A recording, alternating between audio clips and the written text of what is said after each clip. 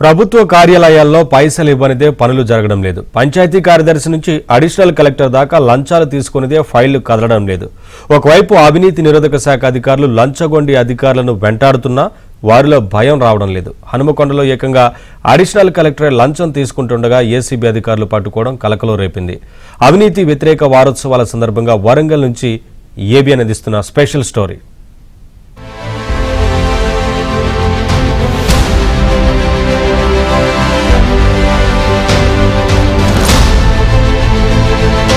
ప్రభుత్వ కార్యాలయాలు అవినీతి కంపు కొడుతున్నాయి. ఏ శాఖలో చూసినా అవినీతి రాజ్యమేలుతోంది. ప్రభుత్వ కార్యాలయాలు సంస్థల్లో పైసలు ఇవ్వనిదే పనులు కావటం లేదు. దీంతో అవినీతి పరులు కోట్లకు పడగలెత్తుతుంటే బాధితులు రోడ్డున పడుతున్నారు. పేద వర్గాల ప్రజలు తీవ్ర ఇబ్బందులు పడుతున్నారు. డబ్బులివ్వటం ఇష్టం లేని వాళ్లు ఏసీబీని ఆశ్రయించి లంచగొండి అధికారులను పట్టిస్తున్నా పరిస్థితుల్లో మార్పు రావటం లేదు. వేళ్లూనుకుపోయిన అవినీతి వ్యవస్థను ఎవరూ మార్చలేకపోతున్నారు.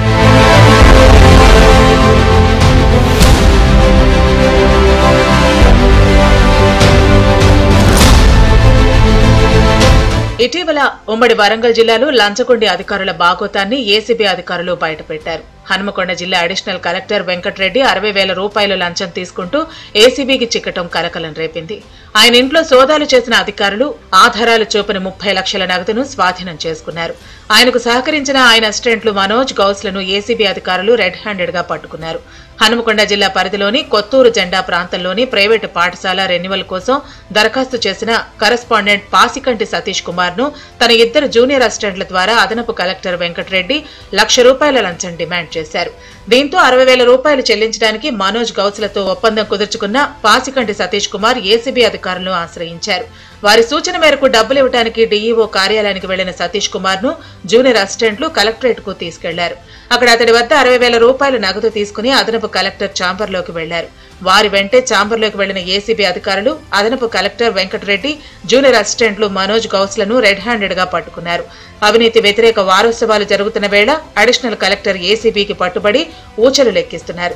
వెంకటరెడ్డి బాధితులు సంబరాలు జరుపుకుంటూ టపాసులు కాలుస్తున్నారు. వారు చెప్పిన ప్రకారంగా ఈ రోజు డబ్బులు తీసుకొని డీఈఓ ఆఫీసు హన్మకొండకు వెళ్ళగా అక్కడ గౌసు లేకుండా మనోజ్ అనే ఇంకో క్లర్క్ ఉన్నాడు.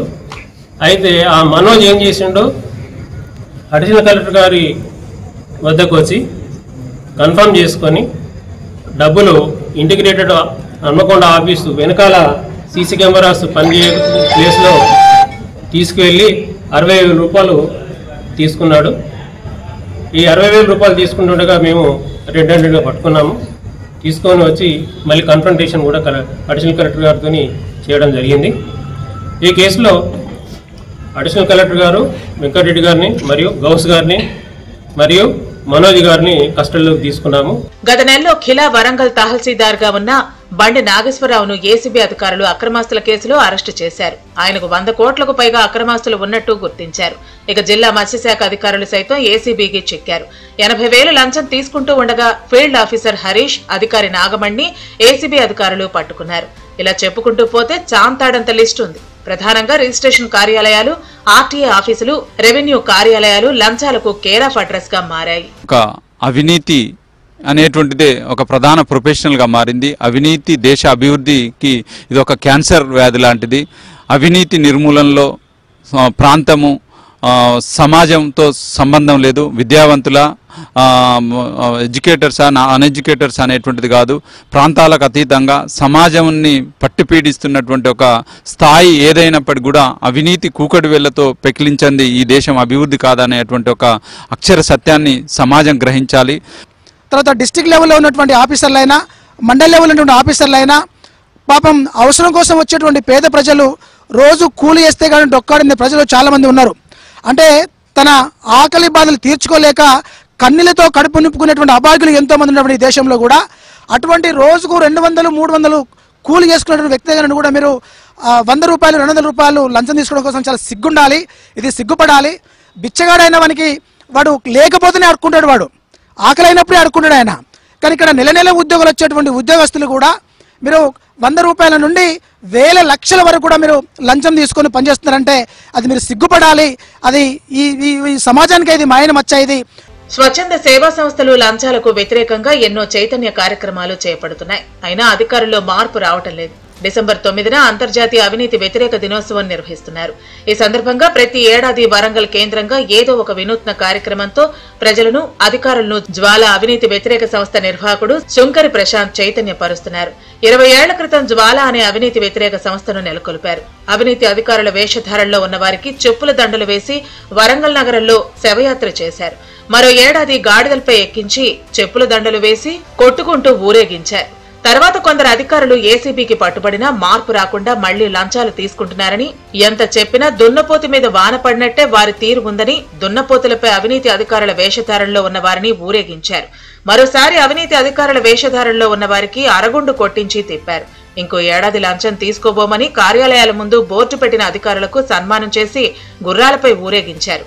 అంతేకాదు లంచగొండి అధికారుల భరతం పట్టేందుకు లంచం తీసుకుంటూ ఉండగా ఏసీబీకి పట్టించిన పౌరులకు అశ్వాలపై ఊరేగించి సన్మానం చేశారు. అవినీతిని అంతమొందించేందుకు జ్వాల అవినీతి వ్యతిరేక సంస్థను 2004లో ప్రారంభించాము ఈ వరంగల్లో. అప్పటి నుండి ప్రతి ఏటా అంతర్జాతీయ అవినీతి వ్యతిరేక దినోత్సవం సందర్భంగా డిసెంబర్ 9న ప్రతి ఏటా ఏదో ఒక వినూత్న కార్యక్రమంతో ప్రజల్లో చైతన్యపరచడానికి, అధికారులలో మార్పు తెచ్చడానికి, ప్రభుత్వంలో ఉన్న అవినీతిని అంతమొందించేందుకు, ప్రజల్లో చైతన్యవంతం చేసేందుకు మేము ఈ జ్వాల అవినీతి వ్యతిరేక సంస్థ తరపున వినూత్న కార్యక్రమాలు చేపడుతాము. ఒక్కొక్క ఏటా ఒక్కొక్క రకంగా చేస్తున్నాము. సమాజాన్ని పట్టిపీడిస్తున్న అవినీతిపై ప్రతి ఒక్కరూ పోరాడాల్సిన అవసరం కనిపిస్తోంది. లంచగొండి అధికారుల భరతం పట్టి దేశ అభివృద్ధికి తోడ్పాటునివ్వాలని కోరుకుందాం.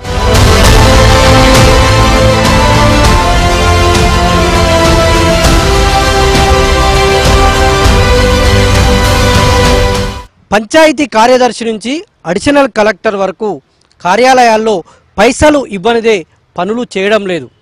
కొందరు అధికారుల తీరు పేద ప్రజలను తీవ్రమైనటువంటి ఇబ్బందులకు గురిచేస్తుంది. లంచగొండి అధికారుల తీరుతో దేశంలోని అభివృద్ధి కూడా కుంటుపడుతోంది. ఇప్పటికైనా ఈ లంచగొండి అధికారుల తీరు మారవాలని, ప్రజల్లో చైతన్యం రావాలని కోరుకుందాం. బిడజల్లి జగదీష్తో నవీన్, ఏబిఎన్ ఆంధ్రజ్యోతి.